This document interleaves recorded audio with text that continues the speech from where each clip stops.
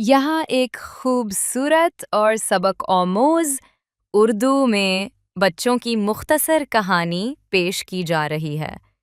कहानी का उन्वान नन्हे अहमद और जादुई दरख्त।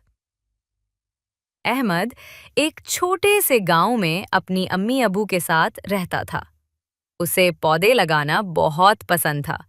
एक दिन वो जंगल के पास खेल रहा था कि उसे एक छोटा सा खुश्क दरख्त मिला।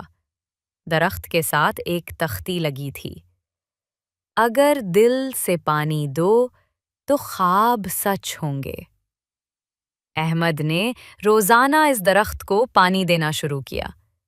एक दिन अचानक दरख्त हरा भरा हो गया और उस पर रंग बिरंगे फल लग गए।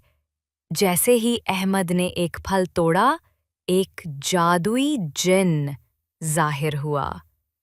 जिन्न ने कहा, अहमद, तुमने सब्र, मेहनत और मोहब्बत से मुझे जगाया है। अब मांगो एक ख्वाहिश।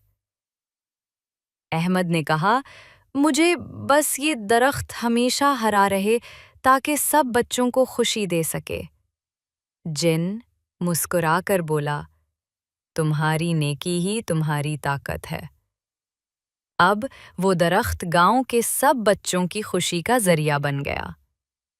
सबक: नेकी, सब्र और मोहब्बत हमेशा रंग लाती है।